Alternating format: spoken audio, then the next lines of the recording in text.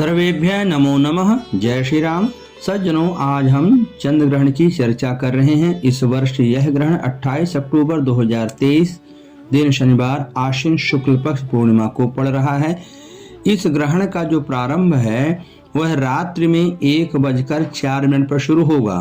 ध्यान देंगे कि यह तारीख हमको हिंदी नियम से चलना है, वो अंग्रेजी नियम में 29 हो जाएगी, लेकिन अपना हम 28 को मान के चल रहे हैं, मानेंगे। तो रात्रि 1:04 पर इसका प्रारंभ होगा और इसका मध्य काल जो होगा रात्रि 1:44 पर और मोक्ष जो होगा रात्रि 2:23 पर होगा। चंद्र ग्रहण का जो सूतक काल है, वेद काल, वो 9 घंटे पहले शुरू होता है। तो मतलब 28 तारीख को दिन में 4:04 से यह वेद काल शुरू हो जाएगा। तो वेद काल और ग्रहण काल में भोजन और जल ग्रहण करना निषिद्ध कहा गया है, और इसमें जो भोजन बन जाता है वह भी भोजन आगे ग्राह्य योग्य नहीं होता है। अब समस्या इस बात की, इस बार शरद पूर्णिमा होने के कारण लोगों का खीर बनाना, लड्डू बनाना इत्यादि बातें भी चलती हैं। तो इसके लिए शास्त्रों का एक बहुत ही सुंदर उदाहरण और निर्देश भी है। तो हमें इन बातों का पालन करके हम अपनी परंपरा का निर्वहन भी कर लेंगे, उसका लाभ उठा लेंगे। तो सबसे पहले ध्यान देंगे कि इसमें जो निर्णय अमृत ग्रंथ का वचन है और महर्षि मेधातिथि का ने कहा, वेद काले ग्रहणे व पाकमन्यम त्यजेत। वेद काल में और ग्रहण काल में जो अन्न पकाया जाता है और जो उसमें बच जाता है, ये दोनों त्याज्य हैं। लेकिन भार्गव अर्चन दीपिका में और मिताक्षरा में मनवंथ मुक्तावली में यह आरनालम दधि तथा क्षीरम किलाटम दध सक्तवः स्नेह पक्कम चा तैलम चा ना कदाचित दुष्यति। मतलब सीधा सीधा है कि दूध, दही, घी, मट्ठा ये दूषित नहीं होते हैं और इनमें पका हुआ भोजन भी दूषित नहीं होता है। शर्त यह है कि वो सूतक काल से पहले बना हो। मतलब हमारा सीधा सीधा कि आप सुबह ही खीर बना लीजिए, लड्डू बना लीजिए, शाम 4 बजे के पहले पहले जो कुछ आपका बन जाएगा वह 29 तारीख को सुबह खाने योग्य रहेगा।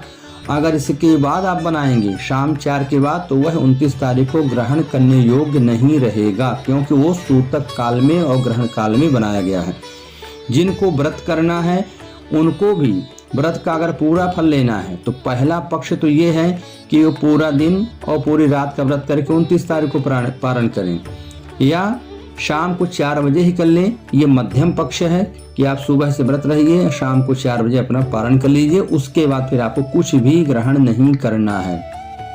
अगर आपके पास साहस है, सह सकते हैं, तो आप फिर दिन में जो कुछ जलपान करिए 4 बजे तक और फिर पूरी रात ऐसे रहिए, 29 तारीख को भोजन करिए।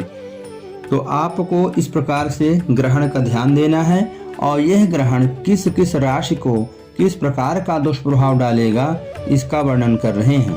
तो मेष राशि को यह घातक है, वृष राशि को व्ययकारी है, धन हानिकारक है, मिथुन को यह लाभदायक है, कर्क को अनेक प्रकार का सुख मिलेगा, सिंह राशि के सम्मान मान की हानि होगी, कन्या राशि को ये बहुत ही कष्टदायक है, यानी अत्यंत बीमारी, घात इत्यादि का योग बन सकता है। तुला राशि वालों के स्त्री को कष्ट है, अगर स्त्री है तो उसके पति को कष्ट होगा। जो वृश्चिक राशि है इनको हर प्रकार की सुख समृद्धि की प्राप्ति होगी। धनु राशि को अनेक प्रकार की चिंता का योग बनेगा। मकर राशि को अनेक प्रकार की व्याधि और व्यथा का योग बनेगा।